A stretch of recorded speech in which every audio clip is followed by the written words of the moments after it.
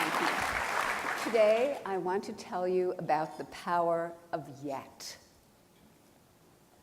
I learned of a high school in Chicago where students had to pass 84 units to graduate, and if they didn't pass, they got the grade not yet. I thought, isn't that wonderful? Because if you fail, you're nowhere. But if you get the grade not yet, you're on a learning curve. Not yet gave them a path into the future. And not yet also helped me understand a critical experience early in my career. To figure out how kids coped with challenge, I gave 10-year-olds some problems that were a little too difficult for them. Some of them reacted in a shockingly positive way. They said things like, "I love a challenge," or "I was hoping this would be informative." They understood that their abilities could grow through their hard work. They had what I call a growth mindset. But other children, for them it was tragic, catastrophic. From their more fixed mindset perspective, their core intelligence had been tested and devastated. Instead of the power of yet, they were gripped by the tyranny of now. So, what did they do next? In one study, after a failure on a test, they said they'd cheat next time instead of study more. In another study, they found someone who did worse than they did so they could feel better. And in many studies, we found they run from difficulty. Let's look at how that looks in the brain. Mosher and his colleagues measured from the brain as kids encountered errors. Processing the error shows up. You know, they say all men are created equal, but you look at me and you look at small Joe, and you can see that statement is not true. See, normally if you go one-on-one with another wrestler, you got a 50-50 chance of winning. But I'm a genetic freak, and I'm not normal. So you got a 25% at best at beating me. And then you add Kurt Angle to the mix, your chances of winning drastically go down. See, the three-way at sacrifice, you got a 33 1/3 chance of winning. But I got a 66 2/3 chance of winning because Kurt Angle knows he can't beat me, and he's not even going to try. So, Samoa Joe, you take your 33 1/3 chance minus my 25% chance, and you got an 8 1/3 chance of winning at sacrifice. But then you take my 75% chance of winning, if we used to go one-on-one, and then add 66 2/3%, I got 141 2/3 chance of winning at sacrifice. See, Joe, the numbers don't lie, and they spell disaster for you at sacrifice. In red. If you look at the fixed mindset brain on the left, nothing is happening. But if you look at the growth mindset brain on the right, it's on fire with yet. They're processing the error deeply, learning from it, and correcting it. So, how are we raising our kids? Are we raising them for now or for yet? Are they focused on the next A or test score instead of dreaming big, instead of thinking about what they want to be and how they want to contribute to society? And if they are too focused on A's and test scores, are they going to carry this with them into the future?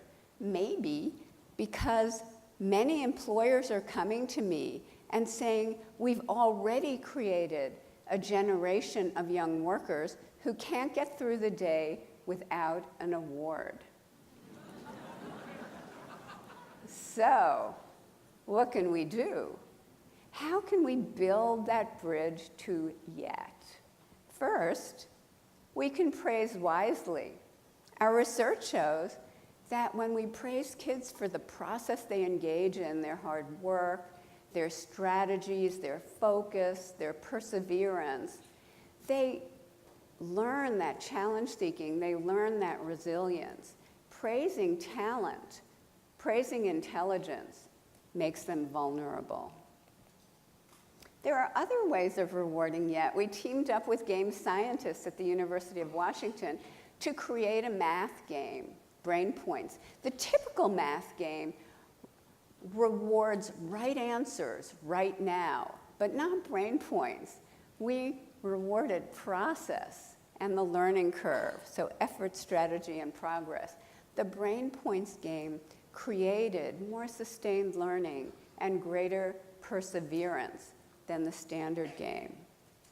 And just the words yet and not yet after a student has a setback, we're finding creates greater confidence and greater persistence. We also can change students' mindsets directly. In one study, we taught students that every time they pushed out of their comfort zone to learn something really, really hard and they stuck to it, the neurons in their brain could form new, stronger connections, and over time, they could become smarter. Those who learned this lesson showed a sharp increase in their grades. Those who did not showed a decrease. We have done this with thousands of students now across the country with similar results, especially for struggling students. So let's talk about equality. In our country, there are groups of kids who chronically show poor performance, and many people think that's inevitable. But when educators create growth mindset environments steeped in yet, equality can happen. Let me just give you a few small examples. One teacher took her Harlem kindergarten class, many of whom could not hold a pencil for the first month, through daily tantrums. She took them to the 95th percentile on the National Achievement Test. That same teacher took a 4th grade class in the South Bronx, way behind. She took them to the top of New York State on the state math test. That teacher is a Stanford grad, and she's here today.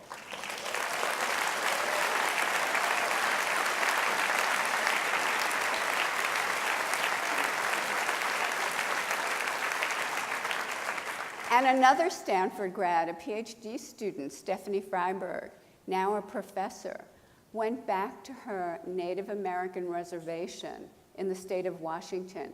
She transformed the elementary school in terms of a growth mindset. That school had always been at the bottom of the district, at the bottom of the state. Within a year to a year and a half, the kindergartners and first graders were at the top of the district in reading and reading readiness. That district contained affluent sections of Seattle, so the reservation kids outdid the Microsoft kids. And they did it because learning a growth mindset transformed the meaning of effort and difficulty. It used to mean they were dumb, and now it means they had a chance to get smarter. Difficulty just meant not yet. Last year, I got a letter from a 13-year-old boy. He said, "Dear Professor Dweck, I read your book already." I like the fact that it was based on sound scientific research.